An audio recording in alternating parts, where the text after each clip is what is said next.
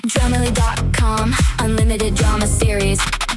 The cursor blinked mockingly at me from my laptop screen at 11:47 p.m. when I heard my wife's voice drift from the living room, slurred with wine and venom. My friends say I should dump you and marry your brother, but I'm still deciding. I stopped typing. The code I'd been debugging for 3 hours suddenly seemed irrelevant.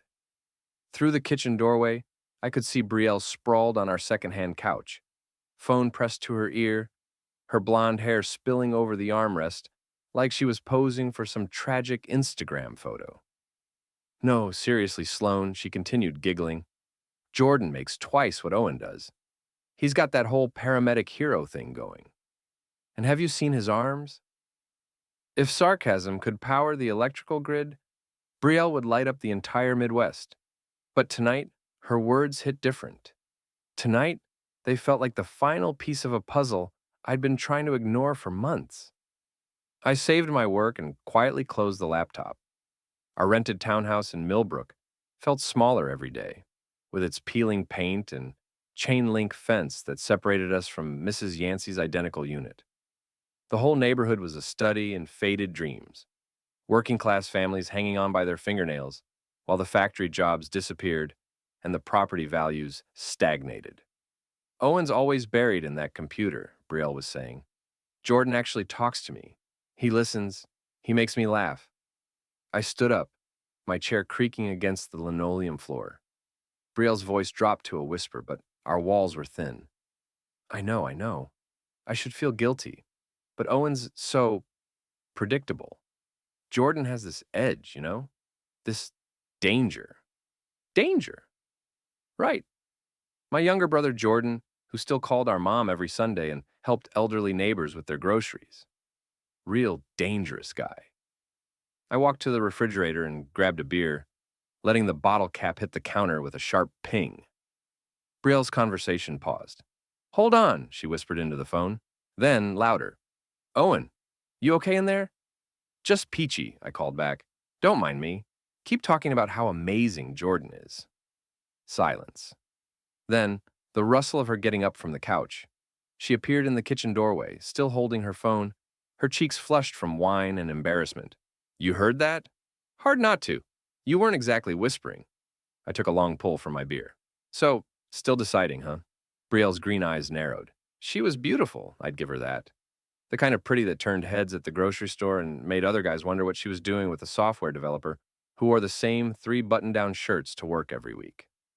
It's not what you think, she said, ending her call without saying goodbye to Sloan. Really? Because it sounded like you and your friends have been having a grand old time discussing my inadequacies and my brother's superior qualities. She crossed her arms, defensive now. We were just talking. Girls talk, Owen. It doesn't mean anything. Right. Just like those late nights at the co-working space. Don't mean anything. Just like the new lingerie I never see doesn't mean anything. Her face went pale. You're being paranoid. Am I? I set down my beer and pulled out my phone. Because I've been doing some thinking lately, some observing. You want to know what I've observed? I'd been collecting evidence for weeks without fully admitting it to myself. Screenshots of her social media activity, credit card statements showing charges at places she claimed she'd never been. Her phone left unlocked on the bathroom counter while she showered, revealing text threads that made my stomach turn. Owen, don't... You spent $200 at Victoria's Secret last month, I said, scrolling through my notes. Funny thing is, I haven't seen any of it. You had dinner at Romano's 3 times in the past 2 weeks. Also funny, since you told me you were working late at Sloane's office. Brielle's mouth opened and closed like a fish. I can explain. And then, there's my personal favorite. I found the screenshot I'd been saving. The text thread where you and your friends rated my performance in bed. 1 to 10 scale. Very scientific. Her face crumpled. Owen, please. Let me explain. But I was done listening. For the first time in months, maybe years, I felt completely calm. Clear. Like I'd been living underwater and finally surfaced. You know what, Brielle? You're right. You should dump me and marry Jordan. In fact, let me help you with that decision. I walked past her to our bedroom and pulled out the suitcase I'd been keeping in the back of the closet. Not because I'd been planning this moment, but because some part of me had been preparing for it. "What are you doing?" she asked, following me. "Making your choice easier." I started throwing clothes into the suitcase. "You want Jordan? Go get him. But you can't have both of us." "Owen, stop. You're being crazy. It was just girl talk. It didn't mean anything." I paused, holding one of my work shirts. "You know what's crazy, Brielle? I actually believed that for a while. I thought maybe I was being paranoid, maybe I was reading too much into things, but then I realized something." "What?" "You've been treating me like the villain in your story for so long that I started believing it myself. The boring husband. The guy holding you back from your real happiness." I zipped up the suitcase. "Well, congratulations. You win. I'll be the villain." I headed for the door, but she grabbed my arm. "Where are you going?" "To a motel. I'll be back tomorrow for the rest of my stuff." I looked down at her hand on my arm. "Oh, and Brielle, you might want to call Jordan. Let him know he's about to get everything he's been working toward." Her grip tightened. "What's that supposed to mean?" I smiled, and even I could feel how cold it looked. "You'll find out soon enough." I left her standing in our bedroom, suitcase in hand, and drove to the Riverside Motel on the edge of town. It was the kind of place that rented rooms by the hour and didn't ask questions. Perfect for a man who'd just discovered his life was a lie. In room 237, with its brown carpet and broken air conditioner, I sat on the edge of the bed and pulled out my phone. I had Jordan's number, of course. We'd grown up together, shared a bedroom until I left for college. He was my little brother, the golden boy who could do no wrong in anyone's eyes. But tonight, that was going to change. I typed out a text. "Hey, Jordan, quick question. What did you think of that anonymous gift Brielle sent you last week?" I hit send and waited. The response came back in less than 2 minutes. "What gift? What are you talking about?" I grinned in the dim motel light. "Check your email. The receipt should be there. Victoria's Secret, $200. She wanted it to be a surprise." My phone rang immediately. Jordan's name flashed on the screen. "Owen, what the hell is going on?" "Oh, you'll figure it out soon enough, little brother. You always were the smart one." I hung up and turned off my phone. Tomorrow, the real fun would begin. The next morning, I woke up in the motel room, with a clarity I hadn't felt in years. The brown carpet still looked like it had seen better decades, and the coffee maker was held together with duct tape. But I felt more at home than I had in my own house for months. My phone showed 17 missed calls from Brielle and 12 from Jordan. I ignored them all and drove to Mercy's gym, the only place in Millbrook where I could think clearly. Frank Kowalski was already there, despite the fact that it wasn't even 7 a.m. Big Frank, as everyone called him, was 58 years old and built like a refrigerator that had seen combat. He'd been a cop for 20 years before opening the gym, and he had the kind of stories that made you glad you lived in a small town where the worst crime was usually teenagers spray painting the water tower. "You look like hell, Mercerly," Frank said, wrapping his hands for his morning heavy bag session. "But also like you slept better than you have in months. What's the story?" I pulled on my workout gloves and started stretching. "Brielle wants to trade up. To Jordan." Frank paused in his rapping. "Your brother Jordan? The paramedic?" "That's the one." "Huh." Frank resumed wrapping his hands, considering this. "You know what I learned in 20 years of police work, Owen?" "What's that?" "When someone shows you who they really are, believe them the first time. Don't wait for the second or third demonstration." I started hitting the speed bag, finding my rhythm. She's been demonstrating for months. I just wasn't paying attention. And now? Now I'm paying very close attention. My phone buzzed. A text from Brielle. "Owen, please come home. We need to talk.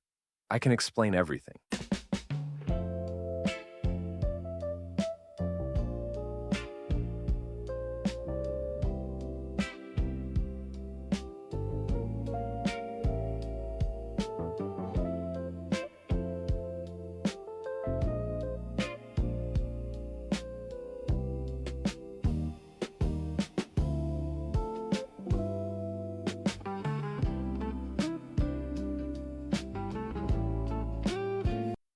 I showed Frank the message.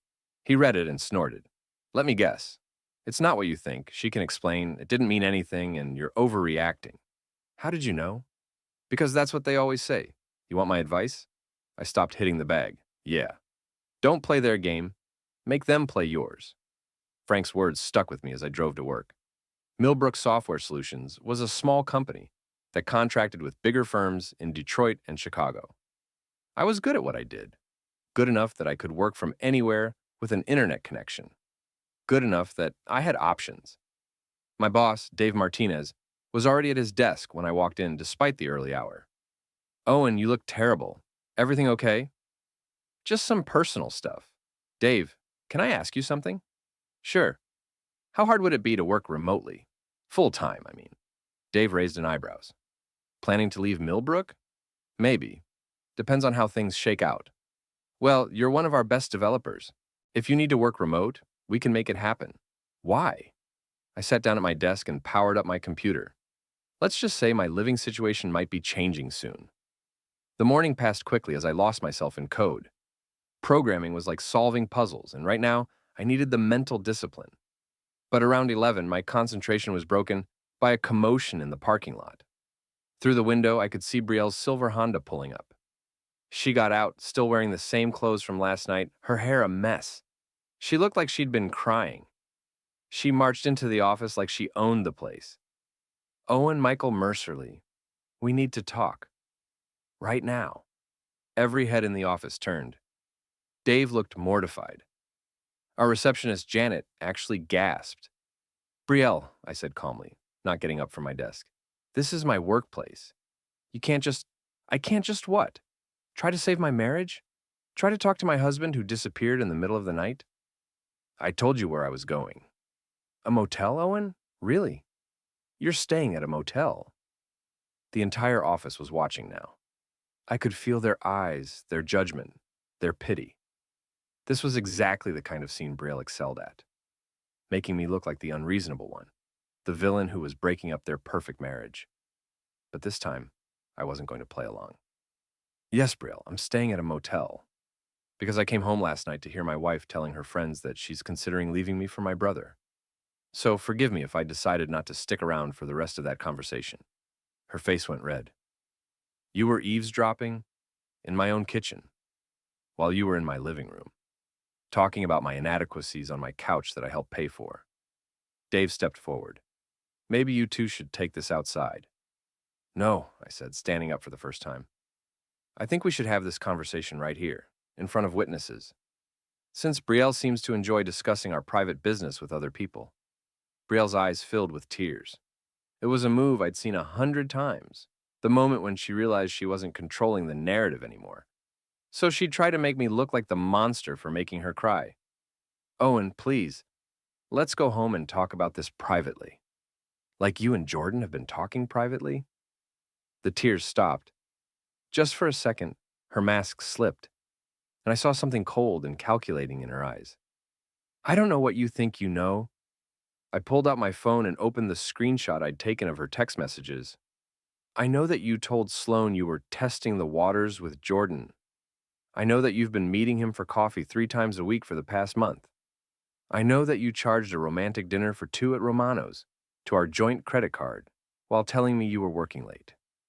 The office was dead silent. Brielle looked around at all the faces staring at her. And for the first time in our relationship, she was the one who looked small. You went through my phone, she whispered. You left it unlocked on the bathroom counter. Multiple times. Almost like you wanted me to see. That was a guess, but her face told me I'd hit the mark. She had wanted me to see. Some part of her had been hoping I'd find out. Hoping I'd be the one to end things so she wouldn't have to be the bad guy. Get out, I said quietly. Owen, get out of my workplace. Go home. Pack your things. Find somewhere else to stay. You can't kick me out. It's my home, too. Actually, it's not. The lease is in my name. I pay the rent. You're not on any of the utilities. I'd checked all of this the night before, sitting in that motel room. Legally, you're a guest, and I'm asking you to leave. Brielle looked around the office one more time, searching for sympathy, for someone to tell me I was being unreasonable. But all she found were uncomfortable faces and averted eyes. She left without another word, Dave walked over to my desk after she was gone. Jesus, Owen. I'm sorry you had to deal with that here. Actually, I'm glad it happened here. Now everyone knows I'm not the crazy one. My phone buzzed with a text from Jordan. We need to talk. Meet me at Murphy's Diner at 6. I stared at the message for a long moment, then typed back, Sure, little brother. Let's talk. The rest of the day crawled by. I tried to focus on work, but my mind kept wandering to what Jordan would say, how he'd try to justify what he'd been doing. Would he deny it? Would he try to blame me? Would he claim it was all innocent? By the time 6 o'clock rolled around, I was ready for anything. Murphy's Diner was a Millbrook institution. Red vinyl booths, black and white checkered floors, and coffee that could wake the dead. Jordan was already there when I arrived, sitting in a corner booth, still wearing his paramedic uniform from his shift. He looked up when I walked in, and I could see the guilt written all over his face. Whatever story he'd been planning to tell, he'd already abandoned it. Owen, he said as I slid into the booth across from him. I saw her get in. I saw everything. Let me explain. Watch more on Grammarly.com. I'm so sorry. Those weren't the words I'd been expecting. Jordan looked older than his 29 years, sitting across from me in that diner booth. His paramedic uniform was wrinkled, his usually perfect hair disheveled. He'd ordered coffee, but hadn't touched it. How long? I asked. He knew what I meant. 2 months, maybe 3. It started as just coffee, Owen. I swear to God, it started innocent. But it didn't stay that way. No. He couldn't meet my eyes. It didn't stay that way. The waitress, a woman named Dolores, who'd been working at Murphy's since I was in high school, came over to take my order. I asked for coffee and pie like this was just a normal conversation between brothers. Like my entire world wasn't imploding. She told me you two were having problems, Jordan said after Dolores left. She said you barely talked anymore, that you were always working, that you'd grown apart. And you believed her? I wanted to believe her. He finally looked at me. Owen, I've been in love with Brielle since the day you brought her home. Do you know how hard it's been, watching you two together, pretending I was happy for you? That hit me like a physical blow. You were at our wedding, Jordan. You were my best man. I know, and I hated every second of it. The honesty was brutal, but I had to respect it. At least he wasn't lying anymore. So when she started complaining about me, you saw your chance. It wasn't like that. Not at first. She was unhappy, Owen. Really unhappy. And I thought maybe I could make her happy. Dolores brought my coffee and pie. The normalcy of it felt surreal. Did you sleep with her? Jordan's silence was answer enough. In our bed? No, never in your house. I wouldn't. Where? My apartment, a couple times in my truck after her design meetings ran late. I took a bite of pie, apple cinnamon, still warm. It tasted like sawdust. You know what the funny thing is, Jordan? I don't even blame you, not really. He looked surprised. You don't? You've been honest with me, more honest than she ever was. You told me you've always wanted her. You told me you believed her when she said we had problems. You're not trying to make excuses or blame me or pretend it was something it wasn't. Owen, but here's the thing, little brother. You made a choice. You chose to believe her version of our marriage instead of talking to me. You chose to pursue a married woman instead of finding someone available. You chose to betray me. Jordan nodded, tears in his eyes. I know, I'm sorry. I'm so fucking sorry. Sorry doesn't fix this. I know. I finished my pie and pushed the plate away. So what happens now? I don't know. Brielle called me this morning, crying. She said you threw her out, that you were being cruel and vindictive. And what did you tell her? I told her I needed to talk to you first, that I owed you that much. Do you love her? The question seemed to surprise him. Yes, I think I do. Then here's what's going to happen. You're going to have her. All of her. The late-night phone calls complaining about work, the credit card bills for clothes she never wears, the constant need for attention and validation, the way she turns every conversation back to herself. You get all of it. Owen, I'm not done. I leaned forward. You also get to be the guy who stole his brother's wife. You get to explain that to Mom and Dad. You get to live with the fact that everyone in this town will know exactly what kind of man you are. His face went pale. It doesn't have to be like that, doesn't it? You think this stays secret? In Millbrook? You think people won't talk? I could see him realizing, maybe for the first time, what he'd really gotten himself into. The fantasy was about to become reality, and reality was messier than late-night coffee dates and stolen moments in his apartment. There's something else you should know, I said. About Brielle's friend Sloane. What about her? She's been encouraging this whole thing, pushing Brielle towards you, making suggestions about how to handle me. You ever wonder why? Jordan shook his head. Sloane Heller. Remember that name? She used to work for Millbrook Software Solutions. About 3 years ago, I could see the wheels turning in his head.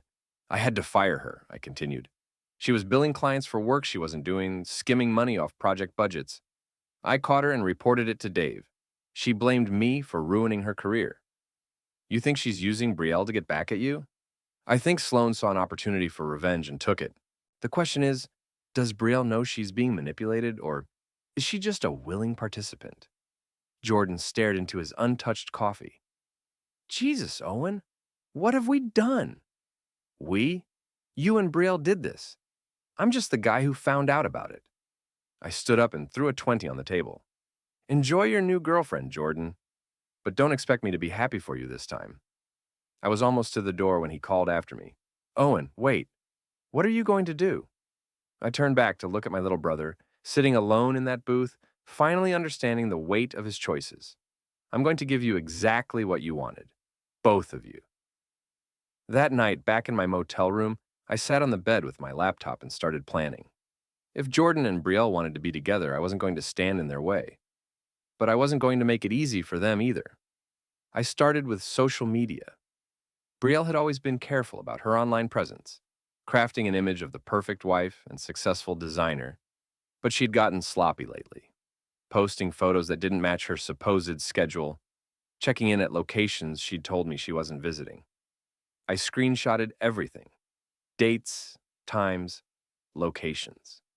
I built a timeline of her lies. Then I moved on to finances. Our joint checking account showed a pattern of charges that told a story. Restaurants I'd never been to. A hotel room in Grand Rapids when she'd supposedly been visiting her sister in Kalamazoo. Lingerie purchases that coincided with her late work nights. By 3 a.m., I had a complete picture of my wife's affair, documented and time-stamped. But I wasn't ready to use it yet. First, I wanted to see how far they'd take this charade. The next morning, I drove back to the house to collect more of my belongings. Brielle's car was gone, but I could see she'd been there. Some of her clothes were missing from the closet, and she'd taken her expensive skincare products from the bathroom. But she'd left something behind.